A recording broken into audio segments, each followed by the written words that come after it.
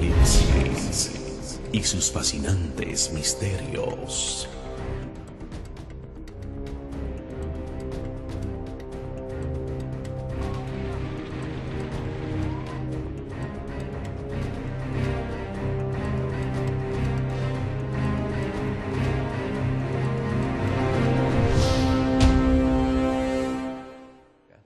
¿Qué dice la segunda ley de la termodinámica? Que a menos que un sistema reciba energía exterior, se agota. Si está en movimiento, se detiene. Si tiene temperatura, esa temperatura baja. La segunda ley de la termodinámica nos revela que desde la morada de Dios, desde su trono, como lo consignó San Juan, es desde donde llega toda la energía que mantiene el universo en funcionamiento y todos los seres vivos en capacidad de seguir sus funciones vitales. En el versículo 11, capítulo 4, el versículo 11, encontramos una declaración muy hermosa. Dice: Señor, digno eres de recibir la gloria y la honra y el poder, porque tú creaste todas las cosas y por tu voluntad existen y fueron creadas. En el cielo, mis queridos amigos, cualquier excusa es buena para comenzar un himno de alabanza. La atmósfera del cielo es una atmósfera de alabanza. Y el trono es el centro de una actividad intensísima.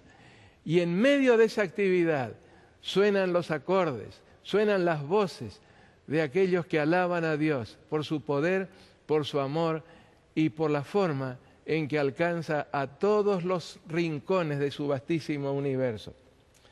Pero pasamos al capítulo 5, el versículo 1. Hasta este momento Juan no sabe exactamente por qué razón se le dio la visión del trono de Dios. Es cierto, él quedó muy preocupado por la visión de las 7 iglesias. En primer lugar, porque solamente 2 estaban en buenas condiciones espirituales, al punto de que no recibieron ninguna corrección ni reproche. Pero las otras 5 estaban necesitadas. Y Jesús le había dicho que esto que él le estaba transmitiendo, revelando a Juan, eran mensajes que él debía hacer llegar a esas iglesias. Pero no había forma, humanamente hablando, de que esos mensajes pudieran salir de Patmos y llegar a estas iglesias.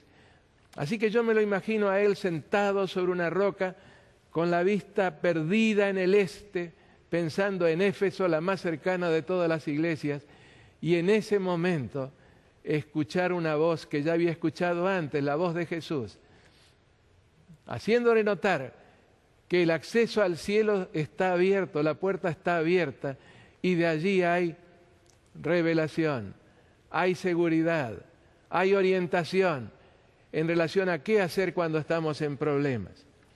Ahora en el capítulo 5, el versículo 1, comienza Juan a entender la razón por la cual se lo llevó en visión a la morada de Dios. Su atención se concentró en el trono y vio que del trono, de esa refulgencia que no le dejaba ver al ser que estaba en el trono, salió una mano ofreciendo algo. Y dice en el verso 1, y vi en la mano derecha del que estaba sentado en el trono un libro escrito por dentro y por fuera sellado con 7 sellos. Un rollo a la usanza de los escritos de aquel entonces. Escrito por dentro y por fuera sellado con 7 fajas. Y nos dice el verso 2, y vi a un ángel fuerte que pregonaba a gran voz, ¿quién es digno de abrir el libro y desatar sus sellos? Y aparentemente no hay movimiento. Aparentemente nadie se siente capaz de tomar ese rollo que evidentemente es de enorme trascendencia para los habitantes de este planeta. Y San Juan, con una profunda preocupación, deja escapar lágrimas, pero se le acerca a uno de los ancianos y le dice en el verso 5, no llores, hay alguien. ¿Quién es ese alguien? He aquí el león de la tribu de Judá, la raíz de David, ha vencido para abrir el libro y desatar sus sellos. Y ahora San Juan se dio vuelta para ver ese león. y para su gran sorpresa se encontró con un cordero como inmolado, que precisamente por haber dado su vida por la humanidad, pudo tomar ese rollo y comenzar a desatar sus sellos. Dice el versículo 7, vino y tomó el libro de la mano derecha del que estaba sentado en el trono. Y nadie, absolutamente nadie, le objetó el derecho de hacerlo. Todo el cielo prorrumpe en una alabanza hermosísima que ocupa todo el resto del capítulo 5. Y ahora, interesado San Juan en lo que habría de mostrársele, vio cómo Jesús rompía uno de los sellos. Capítulo 6, versículo 1. Vi cuando el Cordero abrió uno de los sellos y oí a uno de los 4 seres vivientes decir con voz de trueno, sal fuera. Y usted dice, pero mi Biblia dice, ven y mira. Pero manuscritos de mayor autoridad tienen la expresión, sal fuera. ¿Y qué fue lo que vio? Un caballo blanco y el que lo montaba tenía un arco y le fue dada una corona, salió venciendo y para vencer. Este es el período correspondiente a la iglesia de Éfeso. ¿Recuerdan ustedes? La iglesia del siglo apostólico, la iglesia que pudo resistir exitosamente todos los intentos de Satanás por penetrarla con doctrinas equivocadas. Pudo detectar a los nicolaitas y pudo mantenerse firme en todo aspecto de la verdad revelada. No hubo compromiso alguno con ninguna de las herejías que estaban pugnando, casi todas ellas a partir de la filosofía griega, para penetrar dentro de la iglesia. Cuando abrió el segundo sello, oía al segundo ser viviente que decía, sal fuera. Estoy leyendo ahora en el capítulo 6 los versos 3 y 4. Y salió otro caballo, pero el color cambió, bermejo. Y al que lo montaba le fue dado poder de quitar de la tierra la paz y que se matasen unos a otros, y se le dio una gran espada.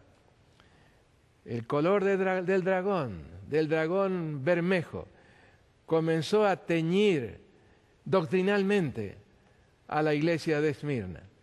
Pero ese color rojo también corresponde a sangre, porque en ese tiempo comenzó a surgir la sinagoga de Satanás. Nada tiene que ver con los judíos, es simplemente una organización que Satanás iba a tratar de implantar en la iglesia, y la encontramos actuando hasta la iglesia de Filadelfia y seguramente después, porque es el mismo sistema político-religioso del que nos hablan con tanta claridad Daniel capítulo 7 y Apocalipsis 13.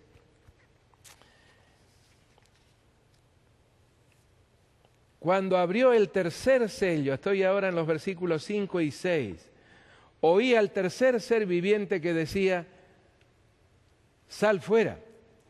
Y miré, y aquí un caballo negro, y el que lo montaba tenía una balanza en la mano. Y oí una voz de en medio de los 4 seres vivientes que decía, 2 libras de trigo por 1 denario y 6 libras de cebada por 1 denario, pero no dañes el aceite ni el vino. Estamos en el tiempo de Pérgamo, 313 a 538. ¿Qué significaba ese color negro? La introducción de oscuridad dentro de la iglesia, apostasía naciente, desarrollándose a través del período al cual acabo de hacer referencia. ¿Y qué significa eso de que el jinete tenía una balanza en la mano? La atribución de decidir qué es lo que debe creerse y qué es lo que debe rechazarse. Comienzan a surgir los primeros conatos de dogmas dentro de la iglesia. Y los precios que se dan de estos alimentos básicos, el trigo y la cebada, son totalmente abusivos. ¿Y qué significan el trigo y la cebada? Pues la palabra de Dios e instrucción basada en la palabra de Dios.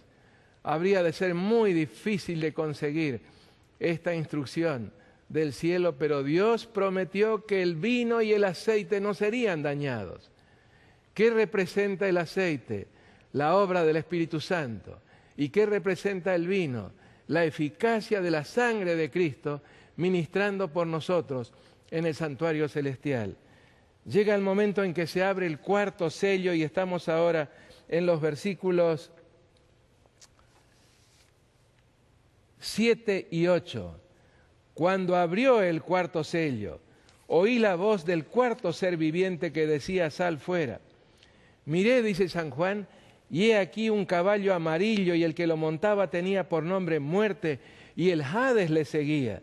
Y le fue dada potestad sobre la cuarta parte de la tierra para matar con espada, con hambre, con mortandad y con las fieras de la tierra. Apostasía total.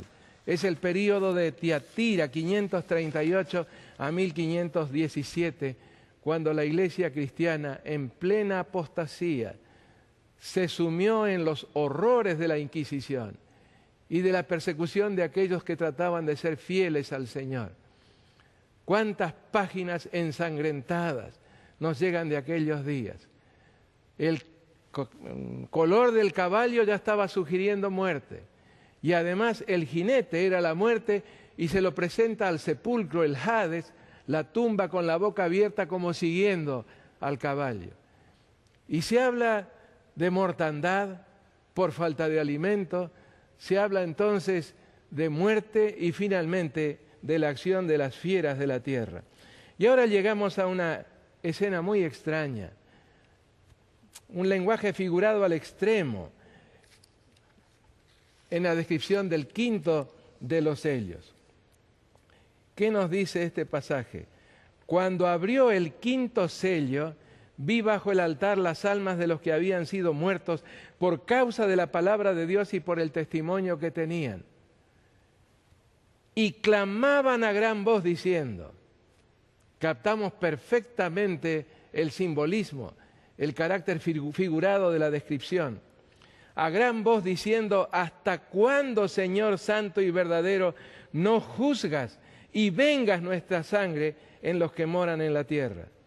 Y se les dieron vestiduras blancas, y se les dijo que descansasen todavía un poco de tiempo hasta que se completara el número de sus consiervos y sus hermanos que también habían de ser muertos como ellos. ¿Y en qué momento colocamos este quinto sello? ¿Después de 1517? No, evidentemente aquí no tenemos un momento específico. Está hablando de todos los que murieron simplemente por odio de aquellos que trataban de apartarlos de Cristo sin lograrlo. Y encontramos en los mensajes a las 7 iglesias 3 momentos de tribulación, 3 momentos de persecución. Y aquí este reclamo de venganza de parte de los muertos, sabemos que los muertos nada saben. Esta doctrina de origen griego, me refiero a la inmortalidad del alma, no tiene asidero ninguno en la palabra de Dios. Estos aparecen reclamando venganza. Es un lenguaje muy parecido al que encontramos en Génesis, el capítulo 4, donde Dios le dice a Caín: la sangre de tu hermano Abel clama a mí desde la tierra. Es decir, reclama acción, reclama intervención. ¿Cuáles fueron esos momentos de persecución? Bueno, en primer lugar, escuchamos en este clamor de las almas que estaban debajo del altar. Miren, si murieron como mártires y realmente la inmortalidad del alma fuera un hecho, deberían estar en el cielo, pero aquí se los ve debajo del altar de los holocaustos, aquí en la tierra. El primero de estos momentos de persecución fue el de los que fueron masacrados por el Imperio Romano en su fase pagana. Fueron 10 persecuciones que sumaron 70 años en total, de los años 64 al 313. La tribulación anticipada a la iglesia de Esmirna al decirle que habrían de ser perseguidos por 10 días, es decir, por 10 años. Pero también la certeza de que quien es fiel hasta la muerte recibirá la corona de la vida. El segundo es el clamor de los que padecieron el martirio perseguidos durante los 1260 años por el Imperio Romano presuntamente cristiano. Me refiero al período que ya hemos mencionado, de los 1260 años del año 538 a 1798. Período reiteradamente repetido en Daniel capítulo 7, verso 25, capítulo 12, versículo 7, en Apocalipsis el capítulo 11, el versículo 3, también el versículo 2, en Apocalipsis 12, el versículo 6 y el versículo 14, y en Apocalipsis 13, el versículo 5.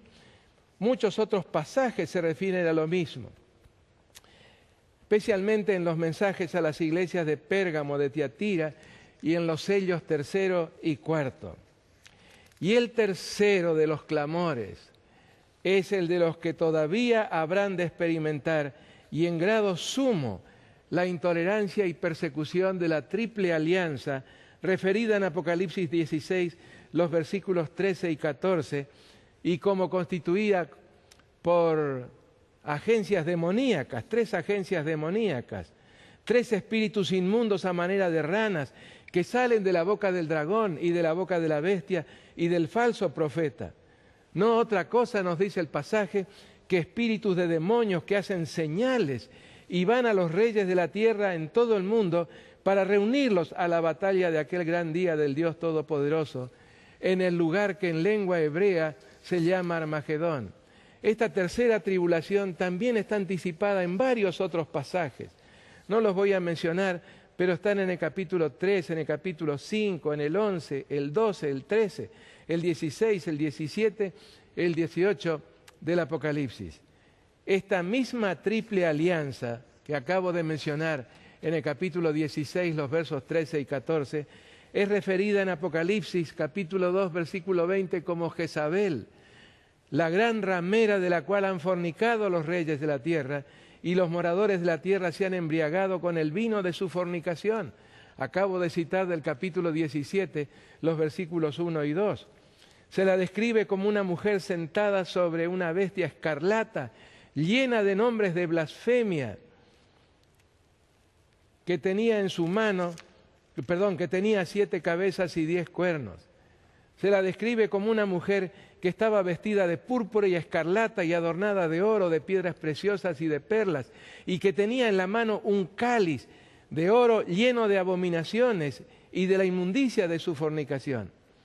Y en el versículo 4 del mismo capítulo 17, una mujer que en su frente ostentaba un nombre escrito, un misterio, Babilonia la Grande, la madre de las rameras y de las abominaciones de la tierra. En el versículo 6, una mujer ebria de la sangre de los santos y de la sangre de los mártires de Jesús. En el verso 9, una mujer sentada sobre 7 montes, que es lo mismo que sobre muchas aguas, como aparece en el verso 1. O sobre una bestia escarlata llena de nombres de blasfemia, que tenía 7 cabezas y 10 cuernos, en el verso 3. O sobre pueblos, muchedumbres, lenguas, naciones, en el versículo 15. Y que terminará, como ya lo hemos mencionado, en la respuesta a una pregunta, desolada, desnuda, devorada y quemada con fuego, como lo consigna el verso 16. Esa mujer que has visto es la gran ciudad que reina sobre los reyes de la tierra. Capítulo 17, el versículo 18. Esta alianza es también descrita como la gran Babilonia, habitación de demonios y guarida de todo espíritu inmundo y albergue de toda ave inmunda y aborrecible, en el capítulo 18 y el verso 2. Con ellas, nos dice el versículo 3, todas las naciones beben del vino del furor de su fornicación, y todos los reyes de la tierra fornican con ella, y todos los mercaderes de la tierra se enriquecen de la potencia de sus deleites. El verso 23 habla de tus mercaderes, que son los grandes de la tierra. El verso 7, con ella fornican los reyes de la tierra y con ella viven en deleites. En el versículo 7, está sentada como reina, y a pesar de que su relación con el esposo hace mucho que se rompió, su relación con Cristo Jesús, ella se proclama, no soy viuda. En el verso 7, claro, Jezabel puede decirlo, porque tiene muchos amantes, según el capítulo 2, los versículos 20 al 22, símbolo de su alianza adúltera con los poderes políticos y religiosos del mundo.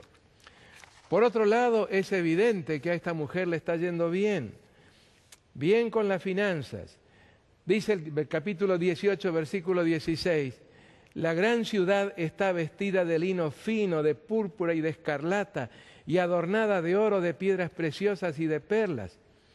Es que controla con grandes beneficios los 28 productos que aparecen mencionados como la totalidad de las actividades económicas del siglo I, en el versículo 12 y el versículo 13. El versículo 14 habla de su control de todas las cosas exquisitas y espléndidas. En una palabra, en el versículo 17, tantas riquezas, resultado de sus hechicerías que engañan a todas las naciones, versículo 22. Su actividad financiera, como lo anticipa la profecía, habrá de incrementarse enormemente a medida que la historia humana se esté aproximando a su conclusión, al punto de que alcanzará el control mundial sobre todas las finanzas mundiales. Allí en el capítulo 11 de Daniel se menciona que extenderá su mano contra las tierras y no escapará el país de Egipto, que ya para ese pasaje es símbolo del mundo entero, y se apoderará de los tesoros de oro y plata y de todas las cosas preciosas de Egipto. Repite lo anterior, es decir, todo el movimiento financiero mundial. Y los de Libia, símbolo de los países subdesarrollados o países tercermundistas, y de Etiopía, le seguirán. Etiopía como símbolo de los países desarrollados o primermundistas, en Daniel 11, 42 y 43. ¿Cómo es que habrá de lograr semejante control financiero? Lo menciona el capítulo 11, el versículo 30. Lo hará con la ayuda de una nación muy poderosa, la nación de los que abandonen el santo pacto. Se entenderá con ellos, con estos apóstatas. Esa nación, superpotencia mundial para ese tiempo, es descrita en el versículo 41 como la tierra gloriosa. Y en el capítulo 13, versículo 2, es descrita como una bestia que subía de la tierra y tenía 2 cuernos semejantes a los de un cordero. Pero en el tiempo cuando el desenlace del gran drama cósmico estuviera llegando a su conclusión, habría de llegar a hablar como dragón. A través de una entidad religiosa referida como la imagen de la bestia, imagen, otra forma de referirse a la nación apóstata, de los que abandonen el pacto santo, impondrá una marca religiosa que será la señal de lealtad a la triple alianza ya mencionada, marca que será precondición imprescindible para toda y cualquier actividad financiera, incluyendo el acceso a las cuentas bancarias. En palabras del Apocalipsis, la nación apóstata, la de los que abandonan el pacto santo, única superpotencia mundial para ese tiempo, obligará al mundo entero a doblegarse al poder religioso, político religioso romano descrito como la Gran Babilonia en Apocalipsis 18:2. El escenario que resultará de esta imposición se describe así en el capítulo 13, los versículos 15 al 17. Y se le permitió infundir aliento a la imagen de la bestia, para que la imagen hablase e hiciese matar a todo el que no la adorase. Y hacía que a todos, pequeños y grandes, ricos y pobres, aquí están esos 2 extremos del espectro económico, los países subdesarrollados y los países desarrollados o primermundistas, ricos y pobres, libres y esclavos, se les pusiese una marca en la mano derecha o en la frente, y que ninguno pudiese comprar ni vender, sino el que tuviese la marca o el nombre de la bestia o el número de su nombre. Es de imaginarse, queridos amigos, lo que esto significará para la minoría referida como los santos del Altísimo, el pueblo de los santos del Altísimo, en Daniel capítulo 7, los versículos 26 y 27. El pueblo que conoce a su Dios, en Daniel 11, el versículo 32. Los siervos de nuestro Dios sellados en sus frentes, según Apocalipsis 7:3, sellados con el sello del Dios vivo en el verso 2. Estos habrán de ser los tiempos de la tercera tribulación. La gran tribulación mencionada en el capítulo 7 del Apocalipsis, el verso 14. Tiempos en los que antes del último gran conflicto, cito de Elena White de Maranatha, la página 197. Antes del último gran conflicto, muchos serán encarcelados Muchos huirán de las ciudades y los pueblos para salvar su vida, y muchos otros soportarán el martirio por amor de Cristo al levantarse en defensa de la verdad. El clamor de los mártires de la tercera tribulación, así como el clamor de los muertos en las otras tribulaciones, también llegará a los cielos, y el sacrificio de su pueblo será vengado por aquel por quien dieron su vida, es decir, por Cristo Jesús.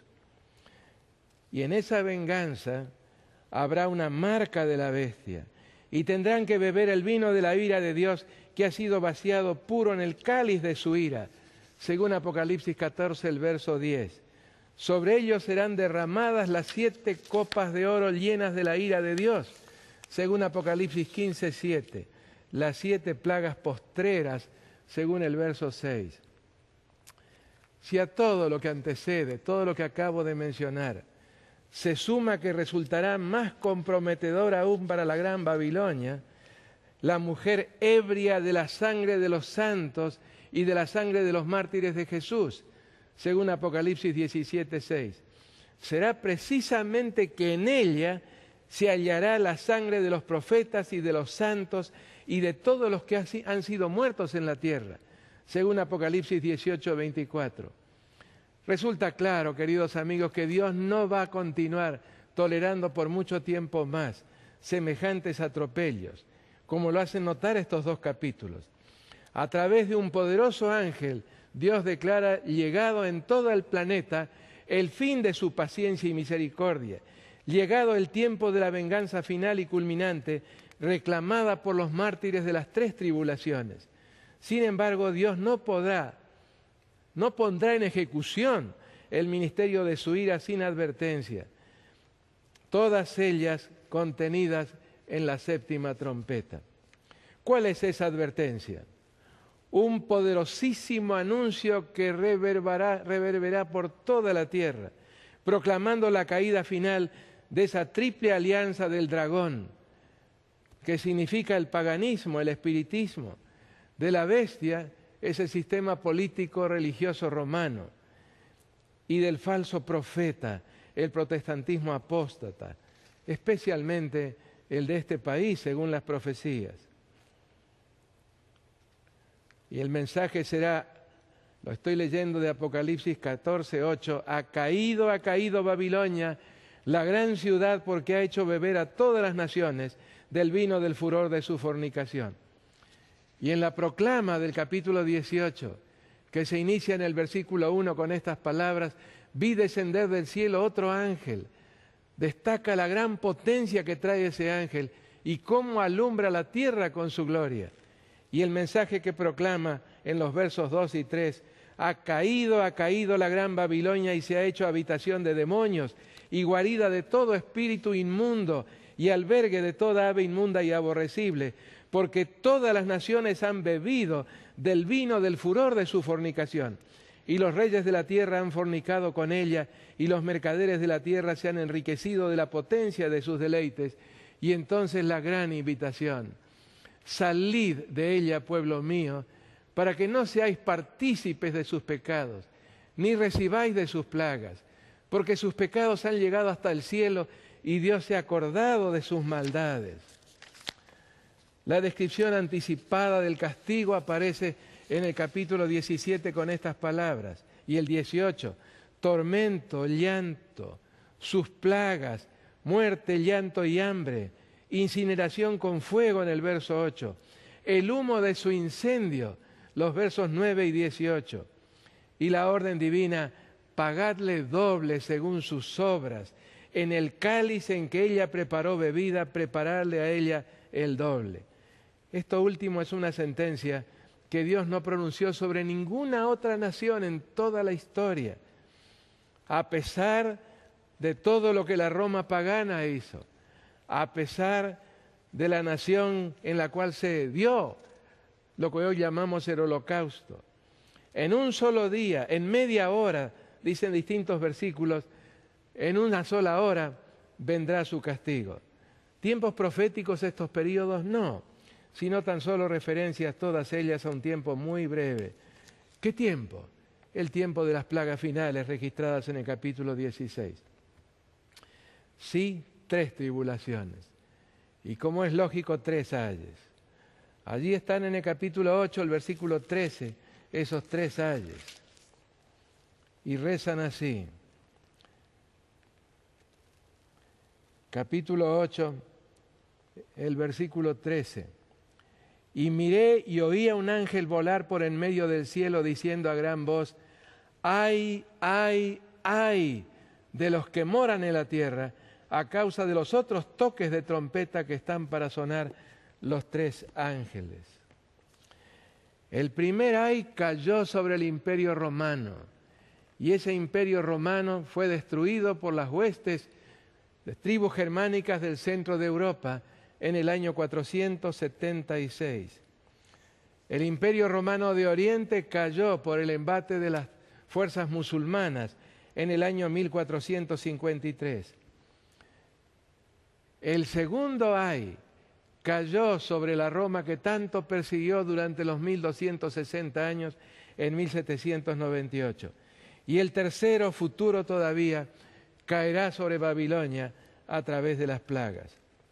Ahora, de un simbolismo extremo, un lenguaje altamente figurado como el que aparece en la quinta o en el quinto de los sellos, pasamos al sexto sello y nos encontramos con un lenguaje totalmente literal. Empezando del verso 12. Estoy en el capítulo 6, el verso 12. Dice, miré cuando abrió el sexto sello, y he aquí que hubo un gran terremoto, y el sol se puso como saco de cilicio, y la luna se volvió toda como sangre, y las estrellas del cielo cayeron sobre la tierra como la higuera deja caer sus higos cuando es sacudida por un fuerte viento. Y el cielo se desvaneció como un pergamino que se enrolla, y todo monte y toda isla se removió de su lugar. Señales telúricas, señales siderales. Y nos hacía falta un lenguaje literal, porque no hay ninguna pista, absolutamente ninguna pista cronológica en los 5 sellos previos. Solamente pudimos indicar algunas fechas de los primeros 4 sellos sobre la base de su relación con las 7 iglesias. Pero ahora tenemos hechos concretos que habrían de comenzar a verse muy cerca del momento en que terminaran los 1260 años. Cuando hablamos del terremoto, es el gran terremoto de Lisboa. Ese sábado 1 de noviembre del año 1755, a las 9:30 de la mañana. No voy a ocupar tiempo en describirlo, son muchas las descripciones, y en cualquier libro de geología, ustedes pueden buscar el capítulo de la sismología, el capítulo dedicado a los terremotos, y van a encontrarse con una lista de terremotos históricos, que fueron los que más daño causaron, y generalmente van a encontrar que encabeza la lista el terremoto de Lisboa. ¿Cuántos murieron en esa ocasión? No menos de 100.000 personas. Pero fue un terremoto que sacudió toda Europa, se lo sintió hasta en los Urales. Dios quiso que esta señal fuera claramente percibida. Los lagos de la península escandinava se agitaron violentamente por el terremoto. Ciudades en el norte de África como Fez y Marrakech totalmente destruidas. Y los seres humanos comenzaron a pensar, si Dios es el que produce un terremoto de esta naturaleza, mejor será que nos olvidemos de Él y comencemos a tratar de cumplir las promesas bíblicas a través de nuestras propias fuerzas. Pero hubo otros que al captar la magnitud, el momento del terremoto, se convencieron de que ese terremoto tarde o temprano iba a ser seguido por la segunda señal.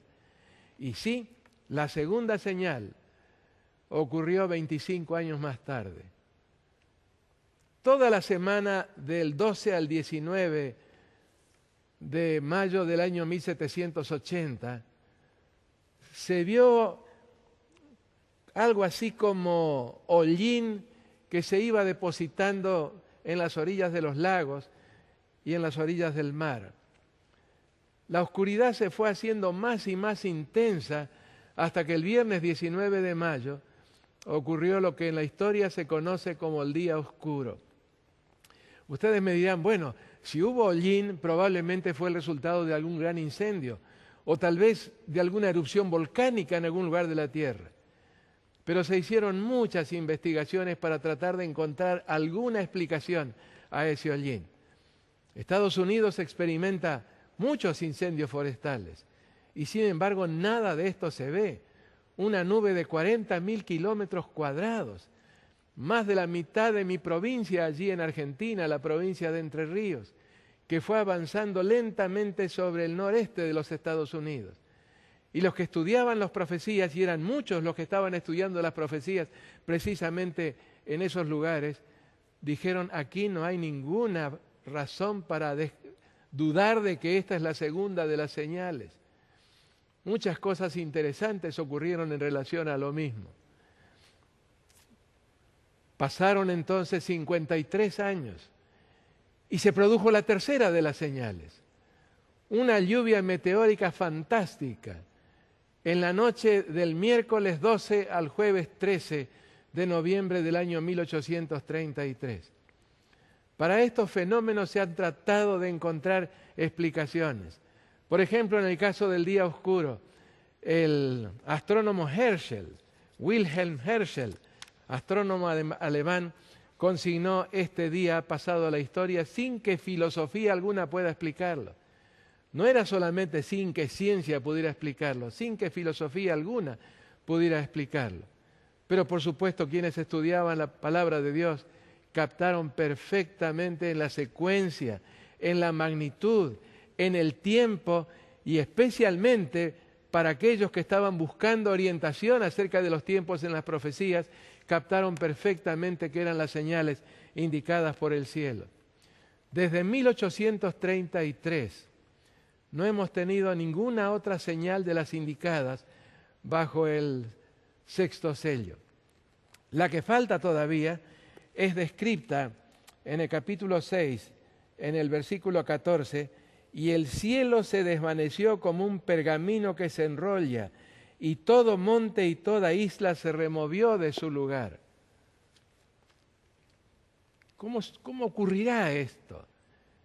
Pareciera por el lenguaje que se producirá algo así como un rasgamiento de la atmósfera, de tal manera que se pueda ver ya sin ningún tipo de aberración, ni cromática ni atmosférica, la señal del Hijo del Hombre cuando aparezca allí en esos cielos del oriente, del tamaño de apenas la mitad de una palma de una mano, pero que va a ir acercándose más y más y resolviéndose en sus elementos integrantes, es decir, esos millares y millares y millones de ángeles que habrán de acompañarlo en su regreso. ¿Y cuál es la reacción aquí en la tierra? ¿Cuál será la reacción? Aparece indicada en el versículo 15. Y los reyes de la tierra y los grandes. Y pensamos en lo que leímos en el capítulo 16, de demonios que van a los reyes de la tierra en todo el mundo para congregarlos. Aquí dice, y los reyes de la tierra y los grandes, los ricos, los capitanes, los poderosos y todo siervo y todo libre, se escondieron en las cuevas y entre las peñas de los montes, y hablaban a los montes, les decían a las peñas, caed sobre nosotros y escondednos del rostro de aquel que está sentado en el trono y de la ira del Cordero. Y entonces una pregunta que parece salir de todas las gargantas. El gran día de su ira ha llegado, ¿y quién podrá sostenerse en pie? La pregunta es indudablemente retórica. ¿Qué es una pregunta retórica? Una pregunta que ya tiene en sí misma la respuesta. Partiendo de todas las gargantas, parecería que no habrá nadie, absolutamente nadie, en condiciones de resistir la manifestación del día del Señor, el glorioso retorno de Cristo en gloria y majestad. El último sello, el séptimo sello, lo encontramos en el capítulo 8, el versículo 1. Cuando abrió el séptimo sello, se hizo silencio en el cielo como por media hora. no es una media hora profética, es un tiempo breve. Más adelante vamos a ver cómo, mediante un juramento muy solemne, el juramento más solemne que encontramos en toda la Escritura, registrado en el capítulo 10, el verso 6, Jesús anunció el fin del tiempo profético precisamente en 1844. ¿Qué es este silencio? ¿Cuál es la razón de este silencio? Es que roto el séptimo sello, ahora puede desplegarse el libro. ¿Y qué encontramos en ese libro? Encontramos la evidencia documental de la perfecta justicia de Dios al resolver el problema del pecado. Nadie podrá objetarle absolutamente nada en relación a su intervención dramática y final en los destinos de este planeta para rescatar a sus hijos. Y usted me dice, pero ¿y por qué de una vez por todas el Señor no rompe el séptimo sello y viene a buscar a sus hijos aquí en la tierra? Hijos que estarán muy perseguidos en esas circunstancias. Bueno, ustedes se dan cuenta que entre el capítulo 6, versículo 17, y el capítulo 8, versículo 1, hay un paréntesis. Y ese paréntesis está representado por la respuesta divina a la pregunta con la que termina el sexto sello. El gran día de su ira ha llegado, ¿y quién podrá mantenerse en pie? El Señor contesta, habrá quienes estarán en pie, que estarán saludando la venida de mi Hijo con profundo gozo, con enorme emoción. ¿Y quiénes son ellos? Los sellados con el sello del Dios vivo. Todo este capítulo 7, vuelvo a decirlo, está intercalado entre el sexto y el séptimo sellos, para decirnos que habrá quienes estarán en condiciones de recibir al Señor en gloria. Y será porque habrán recibido un sello, el sello del Dios viviente, que indica plena aprobación de esa vida, indica total posesión. Quienes reciban ese sello estarán más allá de los ataques y del poder de Satanás. ¿Y qué se dice acerca de ellos? Bueno, hay un compás de espera indudablemente, porque dice el capítulo 7, el versículo 2, que otro ángel que subía de donde sale el sol, es decir, antecediendo a Cristo en su venida, y tenía el sello del Dios vivo, clamó a gran voz a los 4 ángeles a quienes se les había dado el poder de hacer daño a la tierra y al mar, que no dejaran que se escaparan esos vientos y que hicieran todo ese daño hasta que terminara la tarea del sellamiento. Y enseguida nos encontramos, y esto lo mencionamos contestando una pregunta, pero ahora lo repasamos para que se nos grabe más. Encontramos a partir del verso 4 y hasta el verso 8 lo que llamamos o podemos llamar la parte auditiva de esa visión. Porque Juan no ve nada, simplemente oye. Van pasando los nombres de las tribus y se dice que los sellados son 12.000 de cada tribu, siendo 12 tribus, 12.000, 144.000. ¿Y cuánto se ha discutido, se ha investigado, se ha tratado de establecer cuando la palabra de Dios es tan clara? Porque cuando Juan se da vuelta para verlos, se lleva una gran sorpresa como la que registra el versículo 9.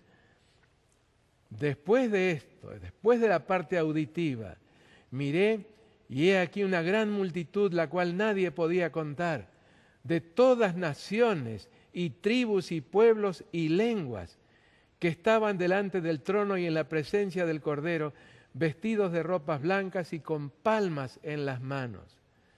Y clamaban a gran voz diciendo, la salvación pertenece a nuestro Dios, que está sentado en el trono y al Cordero. Y aquí se menciona una acción de adoración y alabanza después de esta exclamación. Pero San Juan sigue sin entender quiénes son, cómo se puede armonizar. Por un lado, 144.000 y por otro lado una muchedumbre que nadie podía contar.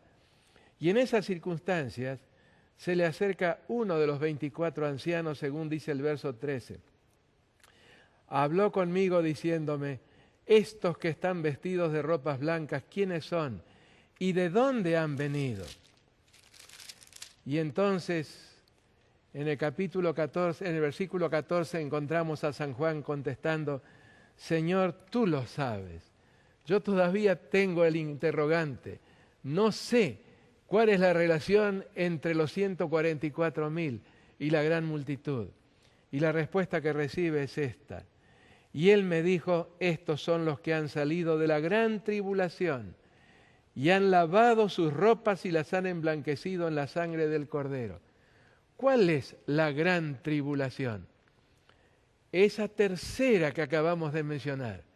¿Recuerdan? La primera, la provocada por el Imperio Romano pagano. La segunda, provocada por ese poder político religioso romano que habría de dominar cuerpos y conciencias durante 1260 años hasta 1798. Esta gran tribulación es la última, todavía futura, que tendrá que ser experimentada por el pueblo de Dios antes de que el Señor intervenga para vengar a todos los muertos en la primera, en la segunda y en la tercera, en la gran tribulación. Estos son los que han salido de la gran tribulación y han lavado sus ropas y las han emblanquecido en la sangre del Cordero. Y ahora entendemos un poco mejor ese silencio del capítulo 8, versículo 1, en el momento en que se abre el séptimo sello. Es un silencio de enorme expectativa. Los ángeles saben que ahora van a ver actuar a Jesús como jamás lo vieron actuar. De hecho, en el mensaje del tercer ángel dice, sin mezcla de misericordia. Cuando leemos en Isaías 28, el versículo 21, habla de una extraña obra. Será difícil de conciliarla con el carácter de Jesús. Pero Él es el vengador de su pueblo. Ahora entendemos por qué razón ese silencio. Hay una expectación, hay un tremendo interés en ver qué es lo que será el paso siguiente. Y recuerdan que preguntamos hace un momento, ¿por qué no rompe de una vez por todas el Señor ese sello y despliega esa evidencia documental de la perfecta justicia de Dios? Porque esa evidencia documental necesita de otra evidencia que la respalde. Y es una evidencia viviente. Mientras que ese rollo se despliega en el cielo, Jesús tendrá que poder señalar aquí en la tierra la evidencia viviente, representada por los 144.000 o la gran multitud. Cuando estas dos evidencias se combinen, ese será el momento en que Jesús vendrá para buscar a su pueblo y vengar a su pueblo. Y ahora nos encontramos con la descripción de la venganza en la serie de las 7 trompetas. ¿Se dan cuenta, amigos, que esta noche hemos avanzado bastante? Ha quedado perfectamente claro cuáles son las 3 tribulaciones. Y las repito una vez más. La provocada por el Imperio Romano pagano, como consecuencia de la cual murieron unas 5.000 personas, cristianos, por el solo hecho de confesar a Jesús y no aceptar las imposiciones del imperio pagano. Viene entonces la segunda tribulación, mucho más prolongada, 1260 años. Y los que fueron muertos en ese largo periodo, los cálculos más conservadores indican que no menos de 50 millones de mártires derramaron su sangre, precisamente bajo este sistema que pretendía representar a Dios aquí en la tierra. Y la tercera es la que todavía nos aguarda en el futuro. Todavía tendremos el privilegio de sellar nuestra fe con nuestra sangre en el martirio. Y usted me dice, ¿todos los cristianos? No todos, pero a los que el Señor les conceda ese privilegio y al mismo tiempo la capacitación para hacer frente al martirio, de tal manera que puedan dar su vida con gozo, cantando, extendiendo invitaciones todavía a aquellos que no han entregado sus vidas al Señor o no han conocido el mensaje. ¿Y qué encontramos entonces en la serie del gran vengador, la serie de las 7 trompetas? Miren en el capítulo 8, el versículo 2. Y vi a los 7 ángeles que estaban en pie ante Dios y se les dieron 7 trompetas. Hasta ahí muy claro. Viene el verso 3. Otro ángel vino entonces y se paró ante el altar con un incensario de oro. Nadie puede ofrecer incienso sino solamente nuestro gran mediador, Cristo Jesús, nuestro intercesor en el santuario celestial. Y se le dio mucho incienso para añadirlo a las oraciones de todos los santos sobre el altar de oro que estaba delante del trono. Y de la mano del ángel subió a la presencia de Dios el humo del incienso con las oraciones de los santos. Y el ángel tomó el incensario y lo llenó del fuego del altar y lo arrojó a la tierra, y hubo truenos y voces, relámpagos y un terremoto. ¿Con qué impresión nos quedamos al leer este pasaje? Que se termina la intercesión, porque el ángel, Cristo Jesús, según el versículo 5, toma el incensario, lo llena del fuego del altar, lo arroja a la tierra. Ya no hay más intercesión, ya no hay más mediación. Y hubo truenos y voces y relámpagos y un terremoto. ¿Quiere decir esto, apreciados amigos, que las trompetas recién van a sonar una vez terminado el tiempo de gracia? Y si no, ¿qué explicación podemos darle? Vamos a leer el versículo 2 seguido por el versículo 5. Y vi a los 7 ángeles que estaban en pie ante Dios y se les dieron 7 trompetas. Y ahora el verso 6, y los 7 ángeles que tenían las 7 trompetas se dispusieron a tocarlas. El pensamiento del verso 2 se continúa naturalmente, lógicamente en el verso 6. ¿Querrá decir esto que lo que encontramos en los versos 3 al 5 es un paréntesis? Y si es un paréntesis, ¿no está en un sitio equivocado? ¿No debiera estar en otro lugar en la Biblia? ¿Por qué aquí? Hay teólogos que tienen la convicción de que aquí hay un problema de cambio de posición de este pasaje bíblico, que no corresponde aquí. Vamos a ver si podemos ubicar este momento de los truenos y voces y relámpagos y un terremoto.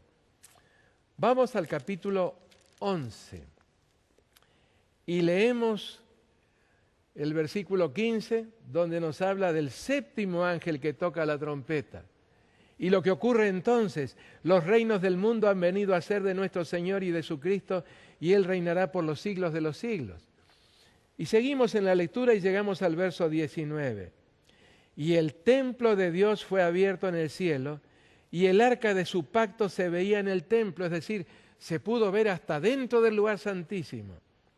Y hubo relámpagos, voces, truenos, un terremoto y grande granizo. Quiere decir entonces que hay fundamento para ver esos 3 versículos. En el capítulo 8, los versículos 3 al 5, como pertenecientes o como anticipando lo que habría de ocurrir cuando terminara el ciclo de las 7 trompetas de la venganza. Pero entonces, ¿por qué está allí? Justamente al comienzo de las trompetas.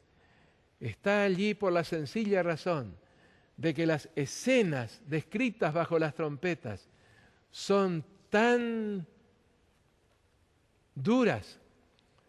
Hay tanto derramamiento de sangre, hay tanto sufrimiento, que hasta uno quedaría con la impresión de que efectivamente cesó toda misericordia y cesó toda intercesión. Pero al contrario, el hecho de que se añadiera mayor incienso todavía al incensario, nos está indicando que, lejos de terminar la intercesión de Cristo, habría de incrementarse notablemente durante el tiempo de las 7 trompetas. ¿Y cuándo terminaría recién? El versículo 19, que concluye la descripción de la 7ª trompeta, lo dice con toda claridad. El templo de Dios fue abierto en el cielo y el arca de su pacto se veía en el templo. Y entonces ahí hubo relámpagos, voces, truenos, un terremoto y grande granizo. Usted me dice, ¿quiere decir esto que el templo de Dios en el cielo quedó desierto? Ya no había más nadie dentro. Bueno, si vamos al capítulo 15, nos encontramos con la sorpresa de que todavía hubo quienes salieron del templo. Capítulo 15, versículo 5. Después de estas cosas miré, y he aquí fue abierto en el cielo el templo del tabernáculo del testimonio. Exactamente como la primera parte del verso 19 del capítulo 11.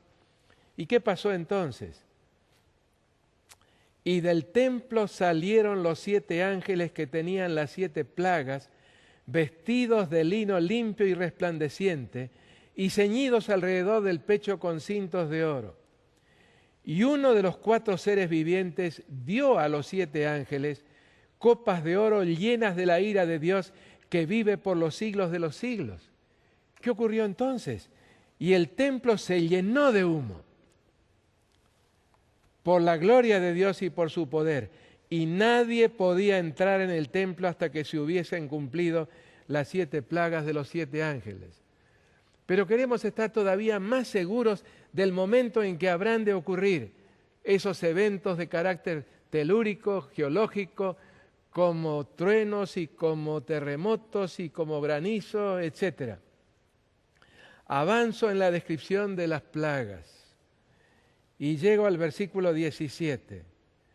El 7º ángel derramó su copa por el aire y salió una gran voz del templo del cielo del trono diciendo, hecho está. Terminó. Se acabó la intercesión. Entonces, dice el verso 18, hubo relámpagos y voces y truenos y un gran temblor de tierra, un terremoto tan grande cual no lo hubo jamás desde que los hombres han estado sobre la tierra. ¿Y qué ocurrió entonces? Y la gran ciudad, la triple alianza, la gran Babilonia, y la gran ciudad fue dividida en 3 partes, y las ciudades de las naciones cayeron, y la gran Babilonia vino en memoria delante de Dios para darle el cáliz del vino del ardor de su ira. Y toda isla huyó, y los montes no fueron hallados. Y cayó del cielo sobre los hombres un enorme granizo, como el peso de un talento, y los hombres blasfemaron contra Dios por la plaga del granizo, porque la plaga fue sobremanera grande. ¿Cuál es la conclusión a la cual llegamos de este cotejo de los varios pasajes? Que en la 7ª trompeta están incluidas las 7 plagas postreras.